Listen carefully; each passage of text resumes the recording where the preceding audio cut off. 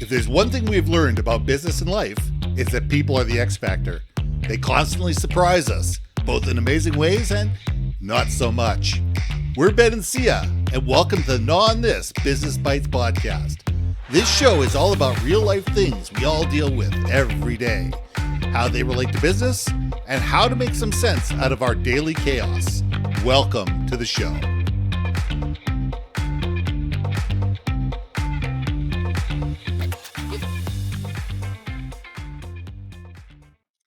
And welcome back to another episode of On This Business Bites. I'm Ben and this is Syya. And this week we want to talk about we need to get rid of the idea in our mind. We're going to fake it till we make it. I am so sick of the veneer. I'm sick of the people renting a Learjet for an hour, never taking off, taking a whole bunch of pictures around it and talking about their new Learjet. Or that Ferrari that they rented for an hour and talking about my new Ferrari, or look at this mansion I'm in front of, or look how successful I am, or whatever, trying to just put on this veneer to sit there and say, hey, I must be important. So people are going to pay attention to me. So that's how I'm going to become important. And it's just, I don't care if you are a 19-year-old trying to do this or a 60-year-old trying to do this. We got to stop putting ourselves in a position where we think that fake it to make it is going to work, because guess what? In the world of social media today, people see through it like a clear lens. It's not something that people buy into. And the people who buy into it probably can't afford what you want to sell them anyway. So let's gnaw on this, Syya. The world is yours. Oh my God. Okay. So first off, do people really do that? I'm like, yes, they do. I saw it this morning. Are you kidding? That's so weird. That's so weird. It is such a, that right there, that imposter. I think there's a difference. Fake it till you make it.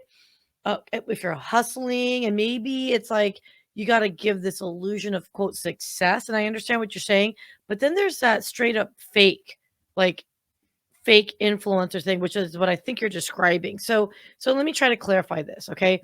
As an entrepreneur, there's going to be a lot of credibility challenges that we have working with, especially larger organizations, to say, does this person have the capabilities to actually execute on and fill in the gap that we need to fulfill, right? So in some ways, solopreneurs have that challenge, right? Because they're starting on their own business, but they need those clients to help them grow the business so they can eventually hire people, etc.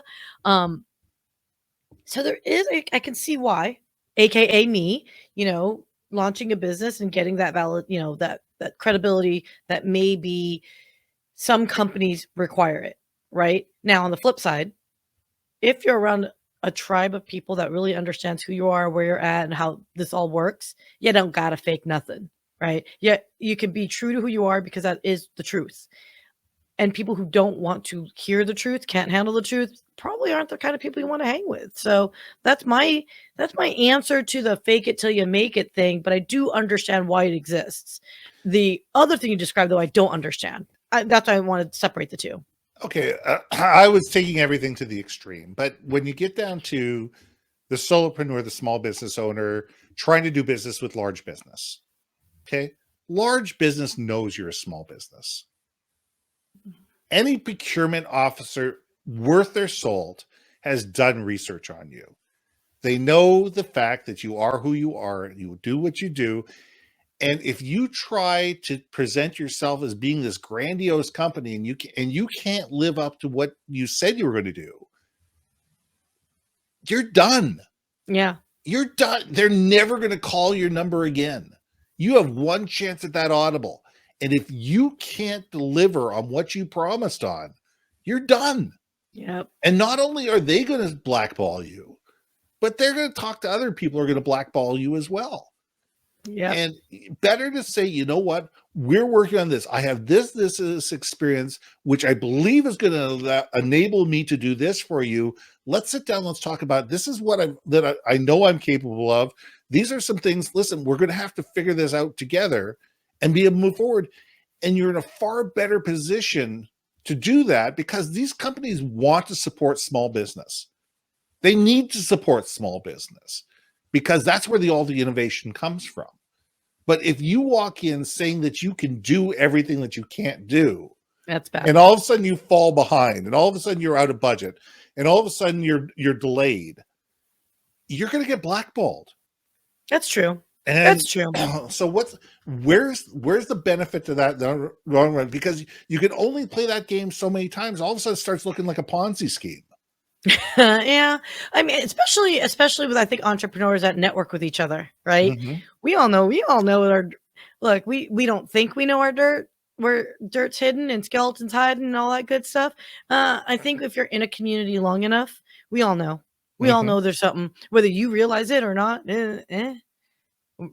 As we talked about personal branding and whatever in a previous episode, yeah, your branding kind of follows you if you're a fake it to the make it, and you're constantly in, it just gave me a squirrel moment.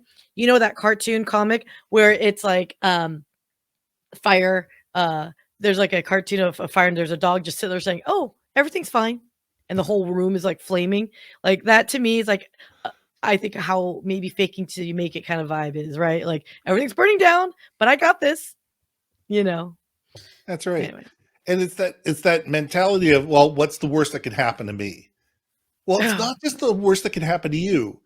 It's what about your client who's relying on you to do whatever that they're paying you to do? And their reputation's on the line with their customers. And this person who hired you, their relationship with their boss.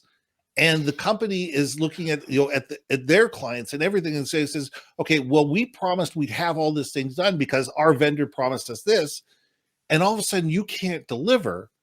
You're not just letting yourself down, you're letting down other people, and you're causing this domino effect that could be way bigger than you ever had any idea of. Yeah. Okay. I think we're going down a path where, we're overcommitting and under delivering, right? I'm just wondering. But what's the difference? Well, I guess it's more of the fake it in the context of faking that you're already successful. But I don't know, because I'm like one of those people where, again, I'm not trying to say I'm faking it until I'm making it kind of thing. But again, it is sometimes you have to get yourself and put yourself up and out there to get experience, get exposure and stuff. So sometimes it's putting yourself up and out there look, have I written a book before? No. But if someone were to like pay me to write a book, I'd be like, I'll do it. You know what I mean? Like, it's almost like, I kind of like that attitude of faking and making in the context of like you're hustling to make things happen. I don't know if I'm making sense on this, but you're not promising anything. When somebody says, Syya, I want you to write me a book on podcasting. Oh, okay, I can do that. I can do that. You can do that. Syya, I want you to write a book on brain surgery. Oh, I can do that. Oh shit, what do I do now? Well, I'll tell you exactly what's going to happen next. Google and find all my friends and be like, who knows a brain surgeon? And that's the point. But you make it, but you're making it. One is faking it till you make it. I mean, one of them is faking it to make it because you have no idea where to start, other than the fact of pray to God that your LinkedIn profile has somebody that you can hire who actually is a brain surgeon to write this book for you, and you can ghostwrite it, and you can take credit for it. And that's faking it till you make it. I guess so. But I think that okay, look, I hear what you're saying, but I also feel like, but you're still making it happen. Like you're still doing it. But granted, you might have telling the person that you wrote the book, or are you telling the person that you're going to go out and find somebody who can write the book, and you're just going to coordinate the project? And it's how you present yourself, which is the difference between fake it till you make it and actually being somebody that says, look, I don't know anything about, Somalian, women's culture issues, but you know what? I know a bunch of people that do. I'm going to coordinate all this. I'm going to gather their stories. I'm going to have those stories proofread and ghostwritten to be able to make sure that they're cohesive, turn it into a book, and I'll be able to have it to you in 7 months. I mean, I get you. That's not faking it till you make it, because you are sitting there going, I know where I can go find these people to make this happen. But if you say, yeah, I'll write you a book on this and you'll have it in 6 months. There's the difference. I hear what you're saying. I was going to argue there are authors that do write about topics they know nothing of, but they do a ton of research, right? So again, I'm catching what you're pitching though. No, that's really interesting. I mean, you know, I hear a lot of people talk about imposter syndrome, meaning like people. Now, this is what I find fascinating.